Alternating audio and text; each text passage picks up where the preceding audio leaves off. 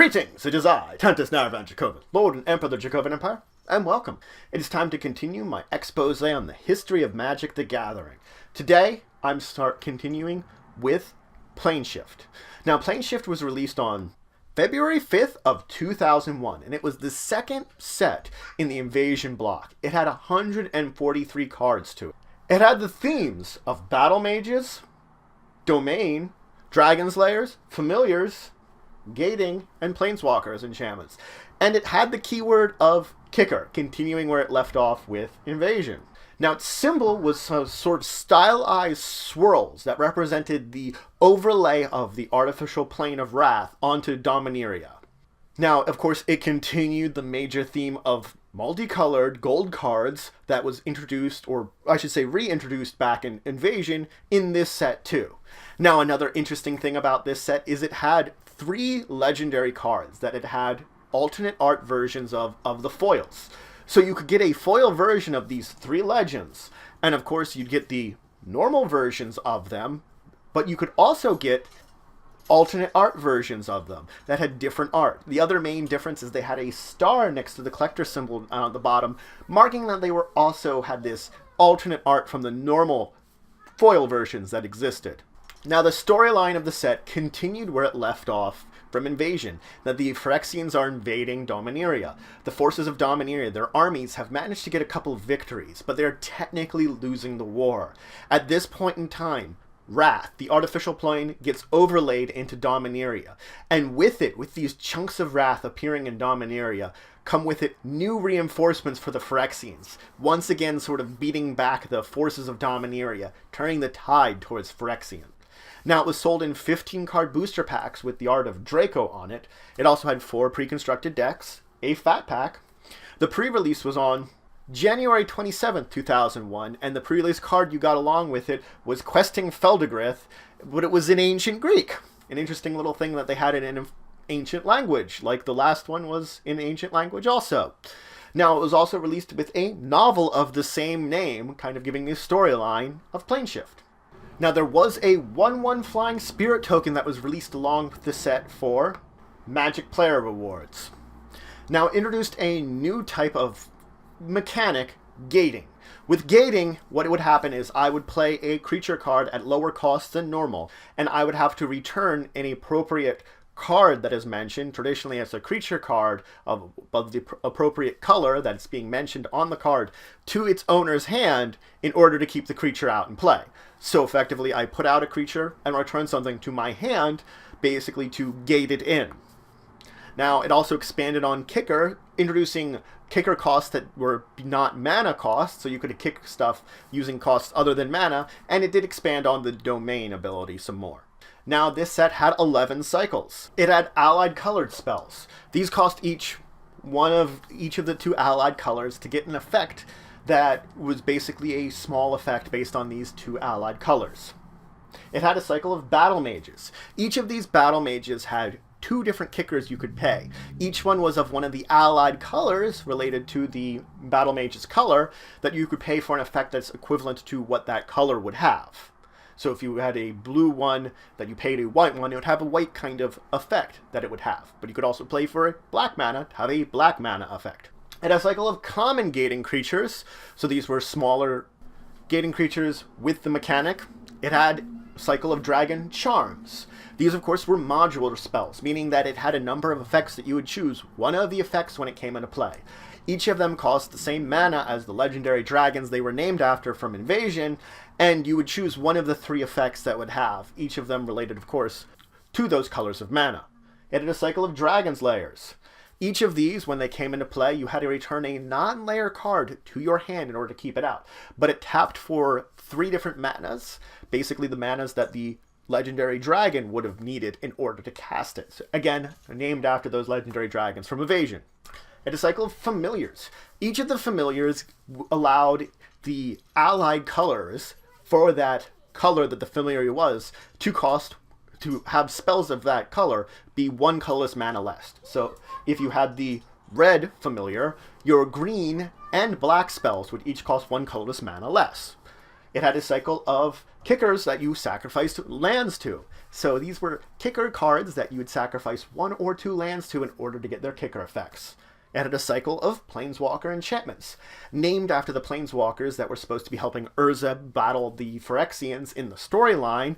These 5, each of a different color, effectively you would pay 2 colorless and 1 mana of the color of the enchantment, and you would have an opponent reveal a card at random, and then the enchantment would have effect based on that card's converted mana cost. So I could have an opponent reveal a card. If it's converted mana cost 2, then whatever my effect is on this enchantment would have a 2 as the numeric value for it.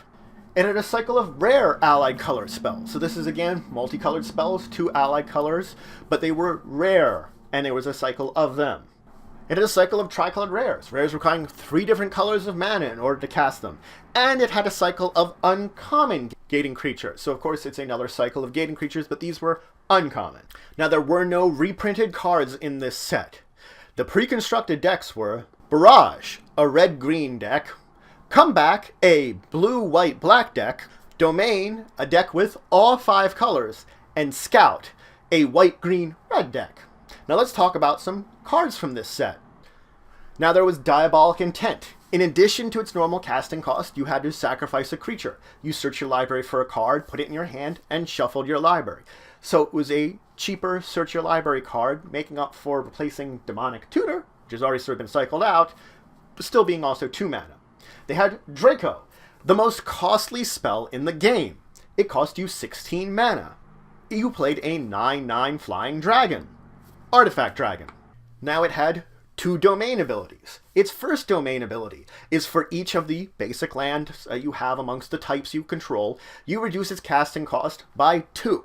So if you had all 5 colors, it would only cost you 6 mana. You also had to, during your upkeep, pay 10 mana, reduced by 2 for each basic land you control amongst types you control, or sacrifice Draco. So it had a huge upkeep cost and a huge cost to play it, but if you had a rainbow of all 5 types of basic lands, it was a lot easier to keep out. Flametongue Kavu, a 4/2 when it comes into play, it does 4 damage to target creature. It in fact was really good in this set as comboing with a lot of the gating. So if you had a gating creature that would return a red creature, there, you return the Flametongue Kavu, you can play it again to do 4 more damage to another creature. There's Lord of the Undead. Other zombie creatures you control get +1/+1, and for a colorless and a black, you can tap it and return a zombie card from your graveyard to your hand. Still a staple of zombie decks, especially legacy or vintage ones, to this day. There was Meddling Mage. When it enters the battlefield, you name a card, an actual card name. That card that you named can't be played. So you effectively say blank, and it can't be played. There's Orm's Chant. It had a kicker of 1 white mana. If you played it, during this turn, target player you played it on can't play spells. If you kicked it, they also can't attack. So if you paid effectively 2 white mana, you could prevent an opponent from both attacking and playing spells on the turn that you're playing it on. You play it very early on during an opponent's turn and basically shut them down for a turn. There's Shivan Worm, a 7/7 trample with gating for a green or a red creature. It actually was a pretty big, really good creature at this point in time. Croesus's Charm. It's one of the charms I did want to mention because it's a particularly good charm. You could either return a permanent to its owner's hand, destroy target non-black creature that couldn't be regenerated, or destroy an artifact. A pretty good selection of things you could get from this one. There was Dedapult. It was a red enchantment that you could pay 1 red and sacrifice a zombie in order to do 2 damage to target creature or player. So in a red-black zombie deck, it was actually really good, and it comboed very well at the time with a card I will mention in a minute. There was, of course, Destructive. There was Doomsday Spectre. It was a 2/3 flyer that, of course, had gating, so you had to return a blue or black creature. But when it dealt combat damage to an opponent, they revealed their hand, you chose a card from it, and then they discarded that card. So it was like some of the other discard creatures, but you chose it. Drownu's Crusade. This is the other one I was talking about, going with Dedapult. All goblins get +1/+1 and are black and zombies in addition to their other creature types. So it turns all goblins into zoblins, zombie goblins. There was Drownu's Pet. It had a kicker of 2 colorless and a black for a blue spell, and you had to discard a creature card from your hand. But when you did, pay that kicker. It had flying and entered the battlefield with a number of +1/+1 counters equal to the casting cost of whatever you discarded. Drowning's Pret plus Draco was actually a powerful combo that exists during this time. You got +16/+16 in flying for discarding Draco for 3 mana extra for Drowning's Pet.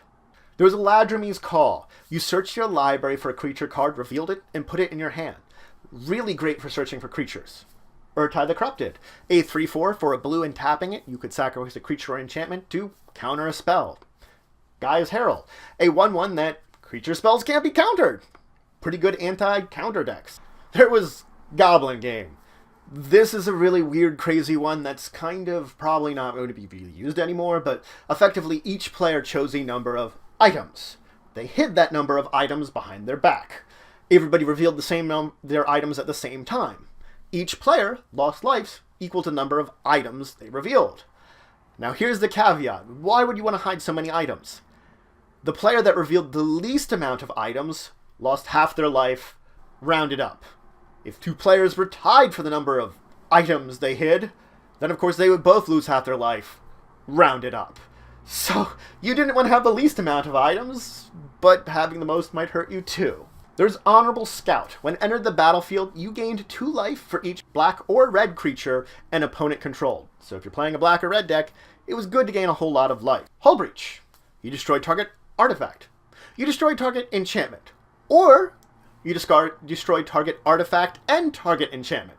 So you could choose to do one, the other, or both. Lash Knife Barrier. When it enters the battlefield, you draw a card, and when a source would deal damage to one of your creatures, it deals that damage -1 to that creature instead. So effectively, every Lash Knife Barrier you have absorbs 1 damage from the damage your creatures would be taking. 4 of them, and they take 4 less damage. March of Souls. You destroy all creatures. They can't be regenerated. For each creature put into a graveyard from play this way, its controller puts a 1/1 white flying spirit token into play. So you switch out everything that's in play with spirit tokens. Natural Emergence. When it enters the battlefield, you gate a red or green enchantment back to your hand. But then, when it's in play, all your lands are 2/2 creatures with first strike that still count as lands. Nementa, Grove Guardian. A 4/5 tree folk that for a colorless and a green, you can put a 1/1 green sapling creature token into play. You can also sacrifice a sapling creature in order to give all saplings +1/+1 until end of turn. So you can create a lot of saplings with it, and you could sacrifice a few to make all the rest of them bigger. Quirion Dryad, a 1/1. Whenever you play a white spell, a blue spell, a black spell, or a red spell, you put a +1/+1 counter on Quirion Dryad. So if you're playing a rainbow deck, it's really great. If you're just playing with a whole bunch of other colors and you have at least this green creature, still great. Skyship Weatherlight, a legendary artifact. When it enters the battlefield, you search your library for any number of creatures or artifacts and exile them. Then for 4 mana and tapping it, you could choose a exiled card at random and put it into your hand. So effectively you can pull out a bunch of stuff you might want, and then you could slowly but surely cycle into your hand at random, but still cycle it into your hand. Sunken Hope. At the beginning of each player's upkeep, they return a creature they control to their owner's hands. Really good for things like if you're playing a blue-red with maybe Flametongue Kavu. Tangarth, Tarloon Hero. He is a 4/4 Vigilance, but for a colorless and a red, and tapping him, he deals damage equal to his power to target creature an opponent controls, and then that creature deals damage equal to its power to Tangarth. So effectively, it was an early version of the fight mechanic. Terminate. You destroy target creature. It can't be regenerated. This one doesn't say black. For a red and a black, it's really good. Still really good now. Voice of All. A 2/2 flyer that when it comes into the battlefield, you choose a color. It has protection from that color. So as the Voice series used to exist with all the different colors, each of them being named on it, this one, you chose it when you put it into battlefield. There was Warp Devotion. When a card would be returned to an opponent's hand, they then had to discard a card. So effectively, if you were playing a deck which both bounced things back to an opponent's hand, this also made it that they also had to discard a card. It comboed with some very good things from these sets to make it that you could just really wreck a character by returning things to their hand and forcing them to discard all their cards then. So anything they could theoretically play would be discarded. I have some mean decks that still use this mechanic to this day. So that's it for today. I introduced you to Planeshift. Planeshift itself isn't a major step forward, but it perfectly expanded upon the invasion mechanics, and it did add its own little thing with gating. An interesting mechanic that putting something else back to your hand. It actually opened up a lot of interesting combos, which I saw in use back in the day, and many of them actually are still useful. You can actually find cards from Planeshift which are still good to this day because of the nature of them. It's what made this set actually interesting and different from its predecessor, that not only did it expand, but introduced something new that added to the combos and ways that things worked with it. So if any questions, comments, anything you would say, anything you think I left out, please leave in the comments below. Please like, share, and subscribe. It shows you support the channel, the Empire, the work I do. If you want to show some extra support, you can always check out my Patreon. Link in the description below. If you want to check out some extra material to some extra cool magic people, I can recommend my Friends of the Multiverse. They do some great magic stuff, especially when I'm not doing anything. Card Bazaar, They Said, We Said, and Tasty Snackies. But regardless, until the next time, I bid you farewell.